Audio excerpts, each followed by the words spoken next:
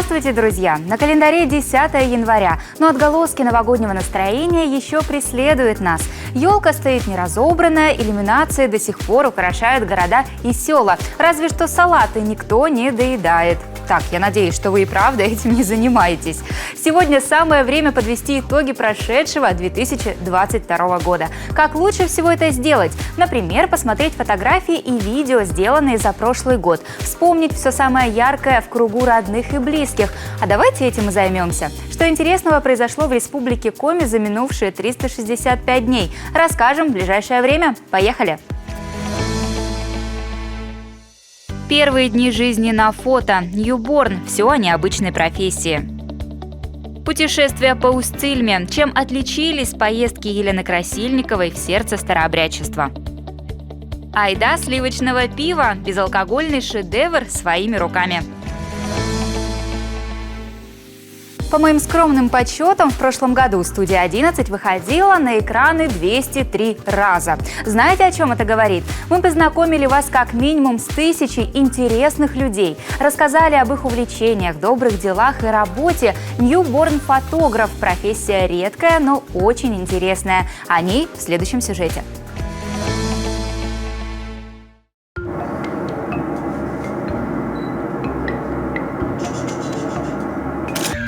Свою первую фотосессию Машенька Кузнецова проспала.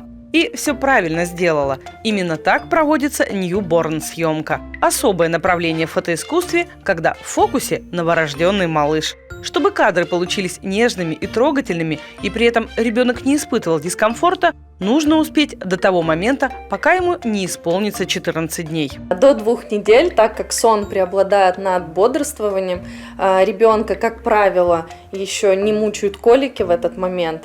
Они небольшие по размерам, чтобы влезть в костюмчики, в реквизит, в ведерки, в ванночки, да, в чем мы фотографируем, в принципе.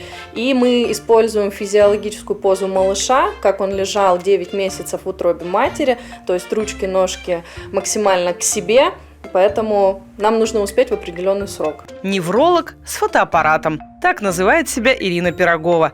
5 лет назад сыктывкарский врач увидела у одноклассницы профессиональные фотографии ее малыша и, признается, ночь не спала, потому что внезапно обрела мечту. Специальное обучение, подбор фототехники, оборудование съемочного места, психологический настрой. На всех этапах Ирине помогал муж. И вот настало время первых съемок. Я всю ночь не спала, я переживала, потому что чужой ребенок, 12-дневный, на моих руках, да, ведь нужно еще сделать фотографии, красиво укутать, безопасно. Волновалась, но все прошло хорошо, были первые кадры сделаны и поплыли в большое плавание. Сейчас запись к Ирине на месяцы вперед. Все больше мам и пап доверяют ей и другим ньюборн-фотографам самое ценное – своего малыша и память о его первых днях жизни. Я решила то, что это память для нас, так как она маленькая, дети же быстро растут, и она наша то, что и первая, и хочется, чтобы запомнить это все. Для нас это прям эмоции такие. Перед каждой съемкой подробный инструктаж для родителей, как подготовить ребенка. И себя Ирина настраивает особо. Нежность и забота в общении с крохой просто необходимы для успешной фотосессии. А еще теплый воздух, приглушенный свет и так называемый белый шум на фоне. Сколько времени уходит на подготовку и сколько, собственно, на фотосъемку? Наверное, 80 к 20%. То есть в среднем стандартный пакет снимается 3 часа. То есть вот сами фотографии делаются, наверное, от силы полчаса. А все остальное время ты готовишь, переодеваешь, заматываешь. Гардероб для маленьких героев фотосессий будто кукольный. Каждый элемент тщательно дезинфицируется после съемки. Это повязочки для малышек, выполнены мастерицами из разных городов и даже стран. Все это ручная работа. Да, это марлевые обмотки, мы их используем для создания образов кокона, то есть ребенок обматывается ей для фиксации головы и конечностей и кладем в маленький реквизит, обычно в ведерке, корзинке. Здесь шапочки ручные работы, здесь это моя ручная работа, пришлось ночью повышивать, а этот костюмчик сшит лор врачом и моей подругой.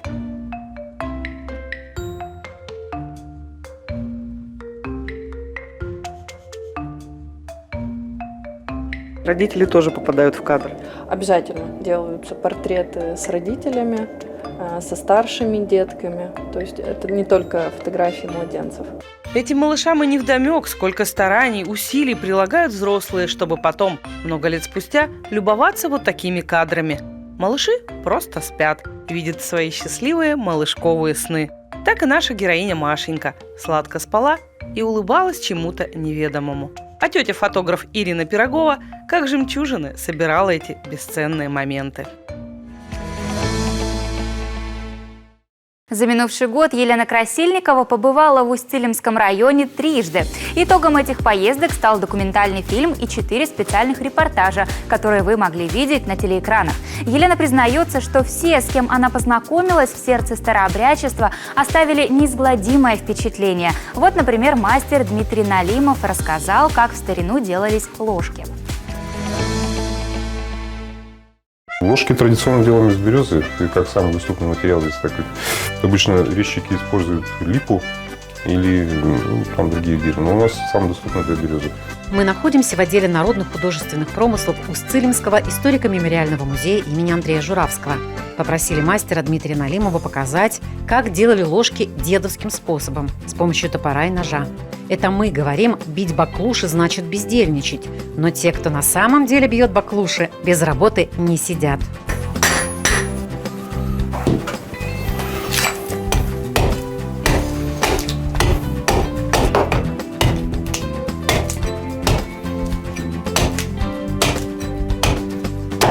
Вот на заготовку наносят рисунок по трафарету. У каждого мастера своя форма ложки, так сказать, свой фирменный стиль. Каждого мастера можно по своей ложке узнать уже, по ихней.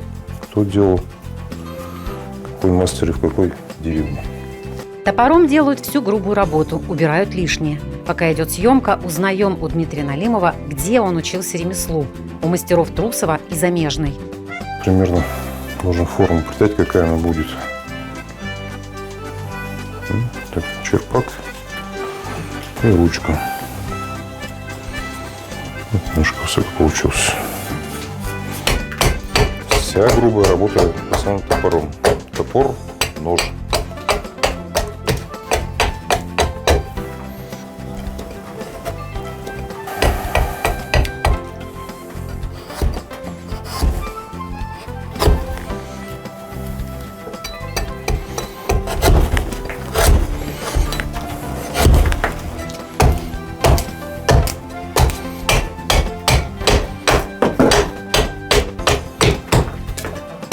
Чтобы закруглить форму, в ход идет нож. Со стороны кажется все легко, как будто картошку чистят.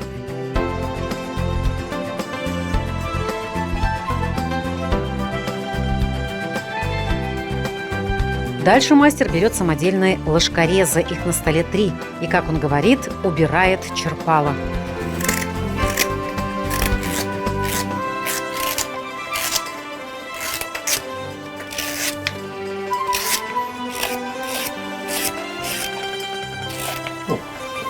Вот в таком виде уже ее на сушку. По словам Дмитрия Налимова, 4 дня он сушит ложку в естественных условиях и после шлифовки отдает художникам. И вот она, известная пижемская роспись, которая выполняется пером и соединяет геометрические и растительные элементы. Здесь нет ни одной черточки, лишенной смысла. Это знаковая система.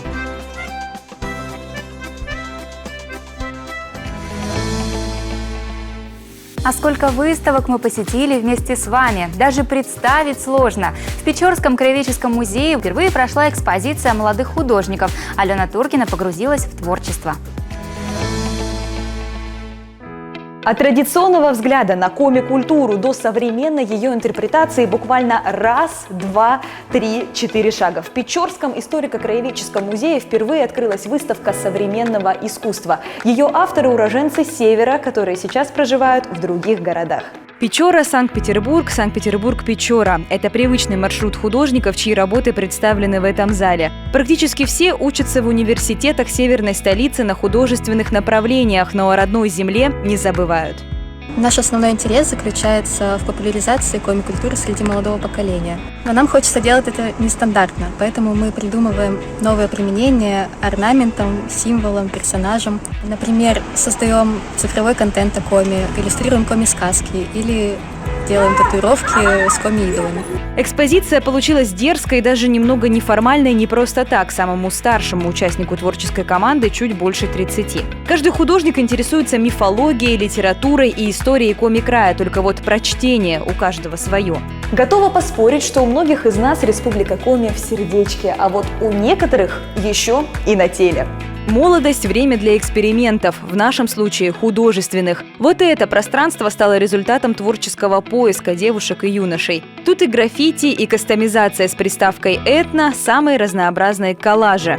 Особое внимание привлек ковер со знакомым сюжетом – птица, а на ее груди – лик. Что ж, теперь мы можем представить, как бы выглядел герб Коми, если бы его продумывал молодой дизайнер. Розовый цвет выбран не просто так, это отсылка к красочным северным закатам. Обратная связь от нашей выставки показала, что тема коми-культуры, тема малой родины очень важна, очень многим интересна, и мы хотели бы дальше развиваться в этом направлении, потому что для нас и для очень многих это важно. Каждое поколение видит традиции, быт и фольклор своего края по-своему. Это факт. Каждое поколение вносит свою лепту в формирование народного сознания. Тоже факт. И тут возникает вопрос, должна ли культура перенимать современные черты? Или все-таки это то самое, что должно передаваться из поколения в поколение в своем первозданном виде? Давайте подумаем. Еще в этом году мы занимались сбором рецептов. Вместе с профессиональными поварами мы погружались даже в книгу сказочных рецептов. В свой первый поход в Хогс метро на Гермиона побывали в пабе «Три метлы» и попробовали там безалкогольное сливочное пиво, о чем с восторгом рассказывали Гарри. Признайтесь, вы тоже хотите побаловать себя бокалом этого безалкогольного шедевра. Почувствовать себя волшебником, особенно после просмотра фильмов про Гарри Поттера, мечтал наверняка каждый из нас. А помните те изысканные блюда, которые волшебники ели дома по вечерам или иногда выбирались в тот знаменитый паб «Три метлы». К слову, там Гарри Поттер и его друзья впервые попробовали такой десерт, как сливочное пиво. Всем оно знакомо, но, я уверена, немногие из вас его пробовали, и сегодня с шеф-поваром мы приготовим для вас этот самый легендарный напиток. И пусть вас не смущает название, в составе нашего десерта совсем нет алкоголя, а лишь вкусные и полезные ингредиенты. Расскажите, что же нам понадобится для сливочного пива? Для сливочного пива нам понадобится сегодня ириски, обычные классические ириски, сливки, лимонад. Классический лимонад, либо крем-сода. Мороженое. Да, мороженое еще. Мы добавляем сливочки чуть-чуть. Сливки, к слову, 10%. Да, 10%, больше жирность что, брать да, не стоит. Больше жирности у нас получается для кремов. Каждая конфетка у нас идет, 10 конфеток идет на одну порцию. У нас тут 20 конфеток, у нас будем делать 2 порции сегодня у нас сливочного пива. Угу. И это все мы включаем на высокую температуру и растапливаем. А вы помните, как впервые вообще увидели сливочное пиво в Гарри Поттере? Оттуда узнали про этот напиток? Да, конечно, да. «Принц Полукровка» — это шестая часть Гарри Поттера. Вот там вот увидели, да? Итак, риски у нас практически растворились. Мы сейчас туда добавляем чуть-чуть корицы для нашего аромата. Сливочное пиво, на самом деле, было известно еще до Гарри Поттера, до этих фильмов. Оно было распространено в Европе, этот напиток, но именно Джоан Роулинг придала ему такой особой значимости. Добавляем мы туда наше мороженое. На каждый стаканчик мы возьмем по 3 шарика мороженого. Сливочное пиво получается довольно калорийным десертом, конечно, да. Поэтому есть его с чем-то, наверное, не рекомендуем. Лучше использовать его как отдельное блюдо. Да. Наше растопленное мороженое со сливками и с корицей и с ирисками мы разделили по стаканчикам и добавляем туда обычный лимонад. Можно брать крем-соду. А добавлять лимонад нужно холодным или комнатной температурой? Холодным. По кухне разносится сливочный запах. Жаль, что вы не можете почувствовать, насколько это волшебно. Очень вкусно. Как приготовить дома, так и почувствовать этот волшебный запах. Думаю, да. И сверху секретный ингредиент. Да, взбитые сливочки наши волшебные. И для красоты мы немножко украшаем наши карамелью. И вот у нас Здорово! как все получается. Посмотрите, как прекрасно! Наше сливочное пиво готово. Оно еще теплое. Да. Вот в зимние морозные вечера можно сделать себе такой великолепный напиток и наслаждаться. Обязательно включите Гарри Поттера. Я думаю, что атмосферу точно на 100% вы создадите. Как вкуснятина получилось. Она очень сладкая. Это очень вкусно, слушайте. Вкуса сливок вообще не чувствуется. За счет того, что здесь лимонад смешан с сливками, с ирисками, я даже не могу описать этот вкус, но это прям великолепно. Я очень рад, что вам понравилось. Без сомнения, сейчас это мой любимый десерт, потому что такой вкусноты я в жизни не пробовала. Уверена, что большинство телезрителей после нашей программы побегут к своим холодильникам смотреть, а что же у них есть для сливочного пива. И наверняка большинство ингредиентов вы на своих полках найдете. Спасибо, Владимир, за этот великолепный Я рецепт. очень рад, что вам понравился этот напиток и нашим телезрителям. Готовьте вкусно и готовьте с удовольствием вместе. Шеф-поваром Владимиром и студия 11. Да. Вереница воспоминаний ненадолго прервется ради благого дела. Поэтому совсем скоро вернемся на экраны и продолжим листать альбом памяти. Не переключайтесь.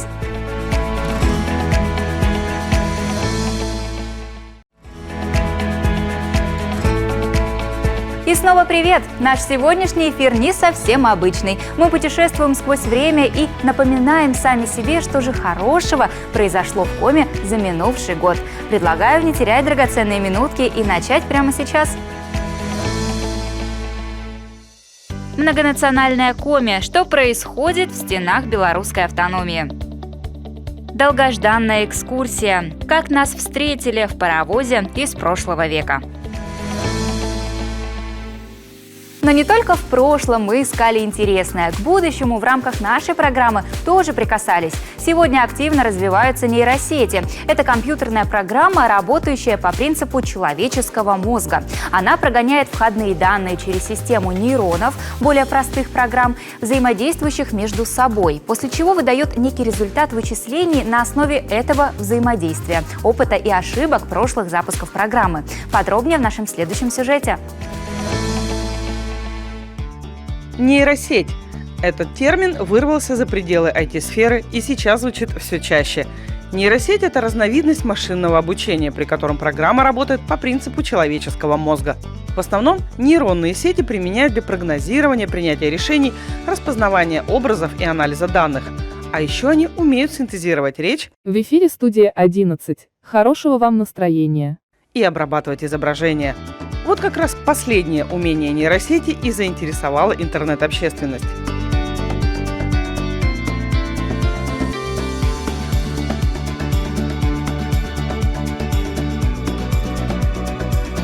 Это дипфейк – реалистичная подмена фото, аудио и видеоматериалов, созданная с помощью нейросетей. Но возможность изменять визуальную реальность может служить не только смеха ради. Журналисты научного отдела портала mail.ru решили узнать, как Леонардо да Винчи, Клод Моне, Ренуар и другие величайшие гении могли представлять современность. Получилось завораживающе, хотя объекты на многих картинах сложно опознать.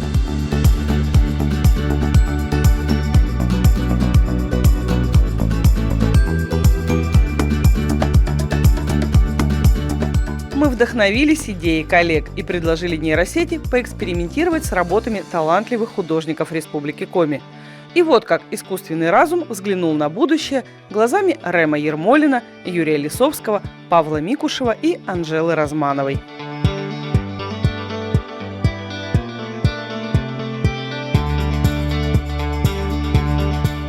Нейросеть дает уникальные возможности для экспериментов и творчества, уверен режиссер телеканала «Юрган» Рустам Зурфикаров. Вместе со всем миром он протестировал возможности Midjourney, одной из первых доступных и понятных нейросетей, которая генерирует картинку по текстовому запросу. Вот как это работает. Вот мы создаем текстовый запрос, в котором у нас будущее, ТВ-студия телевизионная, Android и человек и интервью. Такие данные мы задали сейчас нейросети, после чего вводим определенные свойства, чтобы она нам сделала более подробное это изображение. И в ожидании находимся. В это время можно посмотреть пока что делают другие люди вместе с вами. Вот наше изображение. Нейросеть поняла это так. Интервью человека и робота в будущем. Ну, это все равно не идеально, но если постараться и ввести правильные запросы, правильные теги, можно добиться прекрасного результата. Возможности нейросетей удивляют и вдохновляют. И если учесть, что нейросеть с каждой секундой становится все умнее благодаря запросам миллиардов людей, возможно, и телевидение в скором будущем весьма изменится. Ведущие смогут примерять на себя любые образы. Республика Коми многонациональная, и с каждой культурой мы стремились познакомиться. Вот так, например, я заглянула в белорусскую автономию. Об этом и смотрите наш сюжет. Первая национально-культурная автономия в Республике Коми появилась в 1997 году, и была она белорусской. До этого представители разных национальностей собирались разве что в небольшие землячества. 2 года спустя после создания белорусскую автономию с визитом посетил Александр Григорьевич Лукашенко, да не с пустыми руками, а с символическим подарком. Об этой истории и не только мы подробнее поговорим внутри Дома дружбы народов. Именно здесь в 2016 году белорусская автономия обрела свое постоянное место пребывания. Первым председателем белорусской автономии стал Аркадий Степанович Крупенько. Тогда, в 90-е, вспоминает мужчина, в республике проживало по меньшей мере 30 тысяч белорусов. Многие, как и сам Аркадий Степанович, попали сюда по распределению после окончания вуза. Со временем связь белорусов с Коми землей становилась все крепче. Они обзаводились семьями, друзьями, обустраивали свои дома. В 96-м это указ был правительства о создании национальных автономий. И мы решили первыми в республике создать национально-культурную автономию. Потребность была в чем? Чтобы собраться, пообщаться, поговорить, понимаете, между собой. Вот. Узнать даже о делах Белоруссии через людей, которые ездили туда и с получением всякой литературы оттуда.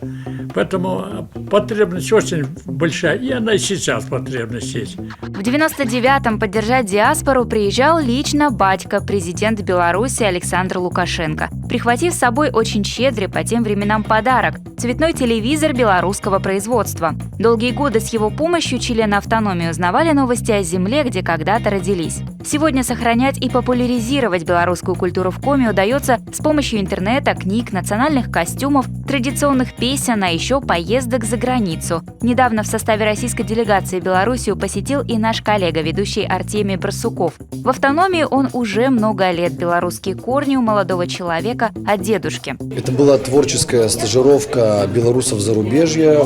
Проходила она в городе Минск, в Республиканском центре национальных культур. Эта инициатива центра уже на протяжении нескольких лет проходит. Белорусы зарубежья приезжают, и буквально на 5 дней они проходят творческую стажировку. Это что? Это экскурсии, это мастер-классы вокальные, хореографические, это знакомство с аутентичной культурой, традиционной культурой Республики Беларусь. Самое яркое впечатление от посещения Всехсвятской церкви. Там со времен Великой Отечественной войны хранится прах 3 неизвестных солдат. Поездка по белорусской земле не обошлась и без знакомства с национальной кухней. Обратно в Коми Артемий вернулся не с пустыми руками. В подарок родной автономии он привез несколько книг и, что самое важное, ноты для местного национального хора «Купаленко». Творческий коллектив по праву считается одним из главных носителей белорусской культуры в регионе. Хор исполняет песни на русском, коми и белорусском языках. Надежда Лосева, одна из главных его солисток, переехала в республику в 60-х. Женщина настолько полюбила наш край, что решила самостоятельно выучить коми-язык. Я все время с детства пела везде, в хорах участвовала. Ну вот пришла в 97 году, тогда еще только набирали, а вот 98 года у нас уже хор был, и мы пели. и везде ездили. И вот будет на будущий год у нас 25 лет нашему хору. Мы ездили 3 раза в Беларусь, в Москву на фестиваль ездили. Конечно же, нам очень хочется омолодить нашу автономию. И вот первые наши такие попытки, то, что мы вот Артемия с Полиной отправили на стажировку в Минск, и надеемся, что они приехали полные новыми идеями. Вот. И если у нас все сложится, то мы хотим создать воскресную школу при автономии. Вот. Опыт таких школ уже имеется у других диаспор. Вот. И мы в Беларуси типа семейного клуба хотим сделать такую вот этношколу. В этом году Белорусская национально-культурная автономия отмечает 25 лет. В следующем году красивая дата и у хора Купаленко. И каждый житель Коми, вне зависимости от национальности и вероисповедания, сможет прийти на большой концерт и познакомиться ближе с культурой братского народа. В общем, делали мы с вами многое, разве что на паровозе не катались. Так, стоп, может и не катались, но точно в него заходили. Летом в Коми прибыл паровоз прошлого столетия, и всех пассажиров встречала женщина в свойственных тому времени одеждах.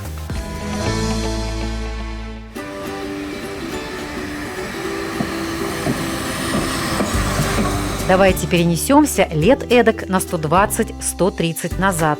Вот так одевались женщины, которые служили на железной дороге, телеграфистки и билетные кассиры. Историк транспорта из Москвы Мария Калюш реконструировала форму реального персонажа.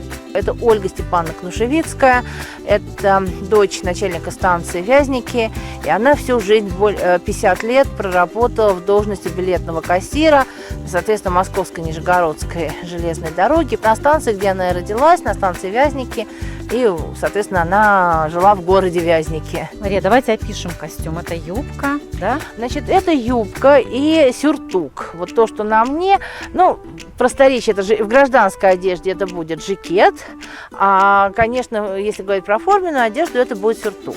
Конкретно эта форма, это где-то 900-е годы, конец 890-х, начало 900-х. Как это можно определить? Все-таки по фасону, потому что женская форма была, ну, как бы ее устав был менее строгий, соответственно, и формы составляющих ее предметов, они отражали модный силуэт. И шляпка обязательно. Вот со шляпкой очень интересно. Дело в том, что уставных головных уборов у женщин не было. Поэтому шляпки носили просто по моде. У меня есть чудесная фотография телеграфистки. Она сидит в такой кокетливой шляпке с вуалью. Ну, вы еще похожи действительно на моряков, потому что у вас якоря. Как так получилось? Вот это очень интересно, потому что мы совершенно забыли об исторической эмблеме Министерства путей сообщения.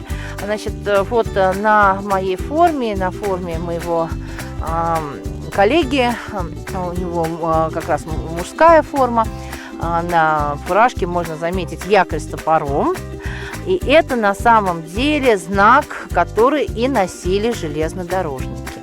Якорь на эмблеме был оправдан, потому что главные пути тогда были водными. Когда появился паровоз, люди приходили посмотреть на чудо-машину и послушать гудок, который только в России настраивали аккордом от 3 до 5 нот. Настраивали профессиональные музыканты. Вот всегда привожу пример Сормова под Нижним Новгородом, знаменитый паровоз-строительный завод. И вот там настройку гудков производил регент Старого Ярмарочного собора. То есть профессиональный музыкант, который руководил одним из известнейших в России церковных хоров. И вот он ходил на соседний завод настраивать гудки паровоза. Паровоз восхищает и сегодня. Живой огонь, пар, красивая механика. И проехать в таком поезде – одно удовольствие. В закромах нашей памяти припасено немало интересного, но я предлагаю писать новую историю. Вот с завтрашнего дня и начнем. Новые сюжеты, интересные знакомства и все-все-все. Ждите на новых страницах информационно-развлекательной программы «Студия 11». Меня зовут Евгения Кладкевич. Пока, Республика!